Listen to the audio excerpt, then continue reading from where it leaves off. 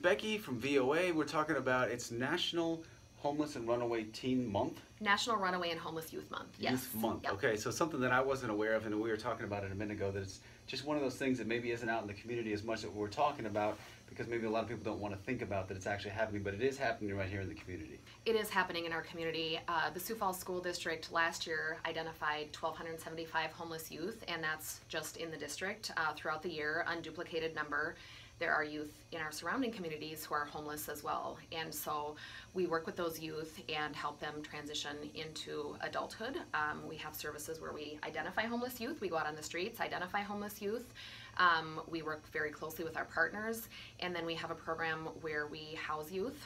It's efficiency units, and they're able to stay with us and get the supports that they need to transition onto the next things in life. It's just like with adults, there's a lot of different reasons that a kid can wind up being homeless. You had told me a couple different stories. You guys also work with foster kids who maybe age out of the system and they're still in school. But you also told me a story about a young lady whose parents, she turned 18 and they asked her to move out. Right, so she was still in high school. Her parents said, "You're 18, it's time to move out."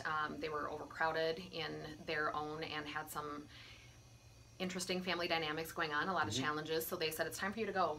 So she was sleeping in her car, and it was cold. I mean, it's cold in South Dakota in the winter, and she was ready to drop out of school.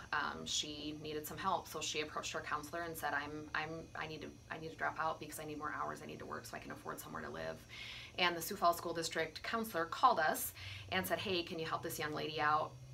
She stayed with us for just a couple of months. She just needed that help, that transition to get through that rough time, and then she enrolled in the nursing program at SDSU. So really, really vulnerable time in her life where you can just help for just a little bit of time makes a world of difference to her and our community, because now she's able to give back in a way that she would not have been had she dropped out of school and potentially entered into a cycle of homelessness. And as the city continues to grow, so does the number of homelessness and so does the number of kids. So you guys are actually working on building a bigger facility so you can help out more kids. We are, yes. Last fiscal year we served 33 youth in our 10 units, and our average waiting list is about 90 days.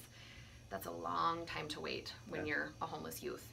And so we are doubling our capacity. We're building a new facility over on the west side by Roosevelt High School. It's close to public transportation, close to the school, and we know that there are more kids out there who need our help, and we want to step up and meet that challenge. Awesome, and we can help out. I'll put the links below if folks would like to donate and find out more about the programs that you guys offer. And let's start talking about it more and get the conversation going. So awareness is the first part and action is the next part.